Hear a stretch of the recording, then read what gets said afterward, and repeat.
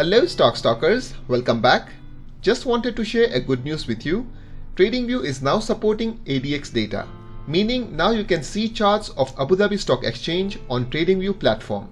Just in case if you don't know how to do it, on the top left, just click here and type ADX colon. Here you will see all the listed securities on Abu Dhabi Stock Market Exchange. Now let me tell you something, this data is live and 100% free. Yes, ADX is providing live data, that too for free on Tradingview platform. Similarly, you can create a stock list the way I have created here. All the stocks are here on my list. I can select any stock and do my analysis on Tradingview platform.